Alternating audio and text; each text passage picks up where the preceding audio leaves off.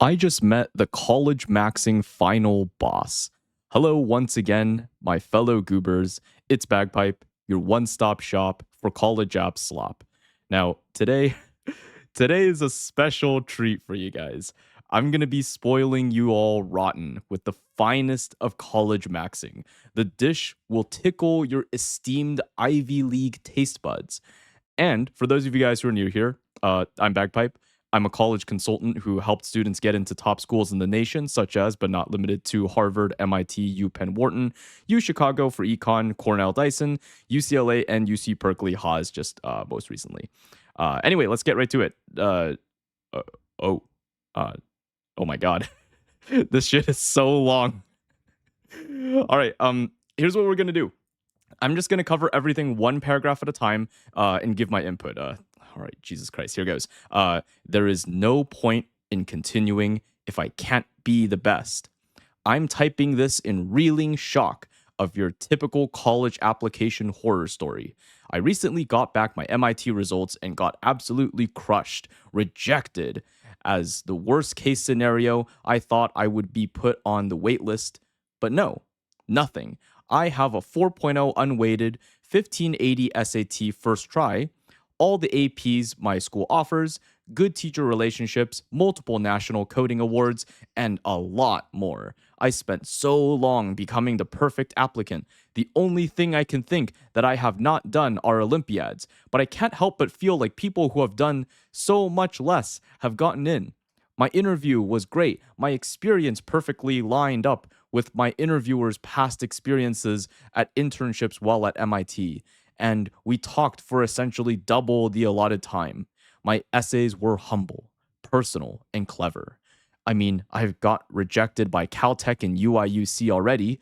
All I have left is Penn, Stanford, and UMD, all heavy hitters for comp sci that I've never done anything with. Okay, first of all, congrats on the 4.0 unweighted in the 1580. That actually already puts you at the top percentile in performance, okay? I'm actually going to be kind of gentler this time because I think this guy's experience brings up some important points that we really ought to consider. So I'm not going to bully him too hard or anything, or at least not anymore that's absolutely necessary. I want to start by having you, my fellow goober, take note of just how transactional this description feels, right? He had all the stats, all the awards, and all the scores. Notice this for now. He's done quite a lot and is pretty impressive in terms of being a candidate, right? Like he kind of got knocked down a peg. So it's a big rip, man. I can actually kind of feel that. Let's pay attention to that last half, though. My essays were humble, personal, and clever. Now, I don't know about you, but from what I've seen of college maxers, they're like chameleons, okay? They change their colors to best fit their circumstances. And as a result, the essays start to become very, yes, sir, I'll do anything to give admissions officers the impression that I'm perfectly, optimally diverse, open, and intellectually curious, even if it means sacrificing everything I hold dear. They'll say anything if it means earning that quantitative analysis syrup. And it's been my experience that students often don't realize how much this over optimization impacts how their essays actually look. It's usually something like, I believe I can contribute a lot to my community because I'm the harbinger of good as the president of my speech and debate team, where I won awards in, by the way. And I'm also diverse, but not in an overly weird way or anything like that. Just in a perfectly normal way. That's perfectly optimally diverse without being too unusual or sounding like too much of a tryhard. Also, I like to work hard and I like to take my academics seriously, but not in a super nerdy way. Okay, I have a life too. That's why I do sports, but not in a meathead way or anything. I'm also funny and easygoing, but not in a wallflower nice guy way. I know when to take action and initiative, but you see what I mean? Like when you're so focused on being perfectly optimized and not having like a single flaw or like being so afraid of being cringe, you just end up with this really uncanny valley, like really inorganic form of an essay. And I know I haven't covered the rest of this post yet, so like I'm gonna try to give this guy the benefit of the doubt. All right, I say all this to say is it's not grammatically correct, but whatever. I have always been able to get to the top through hard work, talent. At the very least, I exact some control over my outcome. Now it feels like my world is crashing down, like I have separated from the palm of success, ambition, and exclusivity, the elite in bold. Now, despite everything I've done, it is worthless, worthless. All the hours I've spent, I've turned down parties, girls, general fun for nothing. There is no worth ethic to carry over. The only reason I could work as I did is because I believed that my work correlated with my success, that the steps I take would result in the outcome I work for. Of course, I've gotten into mediocre schools like state schools and easy safeties, colleges that I barely even wrote a real essay for. Now I'm faced with the reality that I have to join the masses, the people that have done nothing all of high school, the kids with 2.9 GPAs and 1100 SATs, and going for business. I don't want to hear about being egotistical. I mean, I worked for this, definitely more than some kids who got in. Just seeing the rejection letter has turned me so bitter. I've genuinely been religiously disillusioned, can't leave my room, and don't honestly see a need to continue. I don't want to go to my state school and work hard, in quotes, for 4 years just for the same thing to happen again and again. I don't want to be a part of the non elite group anyway. Might as well quit as I'm ahead, or more accurately, severely behind. Okay, let's deconstruct this. Notice how they were talking about being separated from the successful, ambitious, exclusive elite. This is the thing about college maxers. There's this underlying social agreement that if you work hard and are willing to make sacrifices, your efforts will pay off. That's what sacrificing video games was for. That's what abstinence from dating was for. That's what skipping social hangouts and joining clubs and organizations to actually have fun was for. There was a trade off that promised that. Promised by whom? By the social ecosystem. We dead ass live in a society. Parents, teachers, peers, the internet, it's instantiated into our very generation. If you just work hard, bro, you'll get into a good college and then get a good job for that high finance syrup. I think a good way of articulating the way this guy probably felt is just betrayed, right? It's like getting rug pulled. You're told all your life, especially by boomers, that if you work hard and pick yourself up by the bootstraps, life will reward you with glory, wealth, and prestige. But trusting boomers is like trusting the most honest UC Berkeley Haas student's AI based passion project. You toil all day with the hopes of some return. Your blood, sweat, and tears are your sacrifice to the college admissions gamba gods, the RNGs. But those sacrifices went unappreciated. Luck wasn't on your side after all. It evoked the wrath of Zeus. Maxing out your intelligence strat wasn't the meta anymore, and then like you take your revenge against the gods of Ivy Olympus during transfer season or something. I don't know, like like now let's be real. There are no promises in the world of college admissions. This is a harsh ecosystem where even some of the best students with the most incredible GPA, the most unreal SATs, the hardest academic rigor, and standout extracurriculars can still get completely screwed. Remember what I mentioned about transactional behavior? This is a core tenet of the college maxing mindset. People like the OP of this Reddit post feel like they were robbed of their rightful place. I just want to point this out because I wanted to be at least a little bit good faith and reach out with a little bit of sympathy for this guy's loss. And I actually think it's going to be important to talk about this loss because it's important to conceptualize from their perspective, their transactional behavior, what their misery must be like when you treat education transactionally. You think of the 4 years you spent sort of like an object that you gave to the world. So when you don't get equal exchange, whether that's like, I don't know, like admission into Duke or CMU or UC Berkeley or whatever, of course they're going to crash out. They haven't gone past that acceptance stage, right? There was an expected equal exchange, not a total robbery. So now it's going to get worse, though.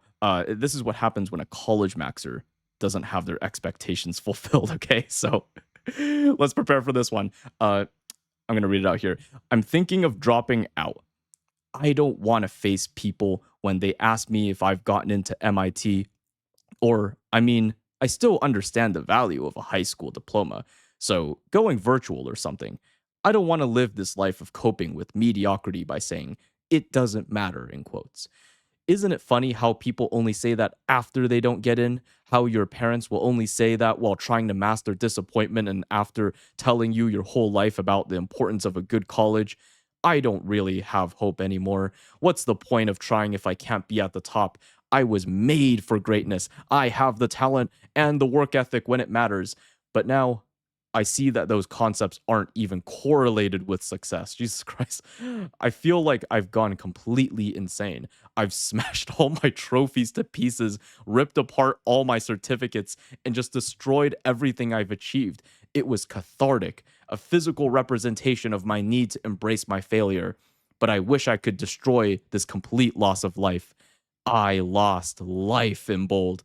It's so easy to be a good Christian when you can see a good future in your sights, a family that respects you, a beautiful wife, kids who have every opportunity available to them, in cahoots with the top of the world as someone on top yourself. It's so easy to be kind when you can see that you have been given the opportunity to do more than others, but it was never a blessing. It was a curse. It built me up to a point to where it could rip out all my hope beneath from me. And as I'm falling to my demise, I say to you, I either want exactly what was ripped out from beneath me or to splatter. I want my, in bold, ticket to the elitedom. Dude, what the hell? I've smashed all my trophies into pieces, ripped apart all my certificates, and just destroyed everything I've achieved. I want to illustrate just how this is probably going to feel, okay? All those awards and certificates and trophies, they all meant something to this fellow goober, but it doesn't reflect reality. These awards must have really made him feel proud at one point and even given him the feeling of exclusivity, right? Like when you're top of the class in mathematics or the top percentile in SATs, it's like it's supposed to reflect some kind of future success when admission season rolls around, or at least is adjacent somewhat to that, right? Like there's an implication. And when it's actually, what actually does arrive, he gets paired in with the rest of us normies, us goobers. Bro, listen. If you're a college maxer and you're a hair away from entering your final phase and becoming the final boss of college maxing, here's some advice. Your anger needs to go somewhere. It can't just go nowhere, dude. Look, this is just my opinion, and I'm not a psychologist, okay? So don't take this as psychological advice. But you know for a fact that the worst feeling in the universe is when you feel wronged, okay? And you bitch and moan, right? And it's just like it's just justified to some degree, right? Like you can bitch and moan for a little, right? But there's like that moment you just kind of go a little too far. You crash out way too much because the feeling of working so hard and getting nothing in return makes you just so fucking mad, right? That you go out of pocket, that you say something that pisses everyone off, whether that be saying you wanted to be with the elite 1% or bringing Christianity into the mix or calling your friend the B word. Well, what about the rest of us regular kids? Well, you didn't have to say the Lord's name in vain. You didn't have to call me a bitch. That was pretty sexist of you. And that linguistic slip in that moment of vulnerability, it just overrides all the victimhood you had. You lose your victim card, and then you just get even more pissed, right? Like this is the thing. It's like, right, it's okay, right? It's okay to feel wrath and fury. And it's that like silencing that won't make the pain suddenly disappear, okay?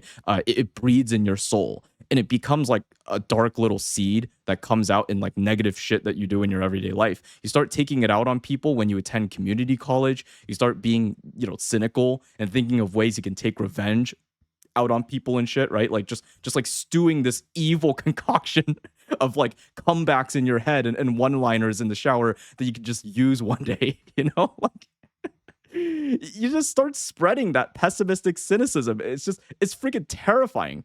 Okay, I'm gonna get to the next one. Okay, so if you're reading this and feel the same, I know other people say the opposite.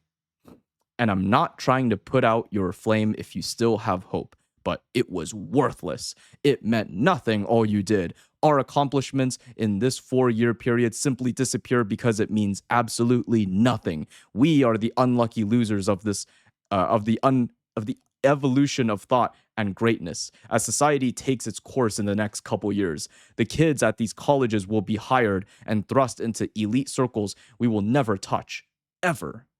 As much as people like to act as if it's not true, you have been ranked.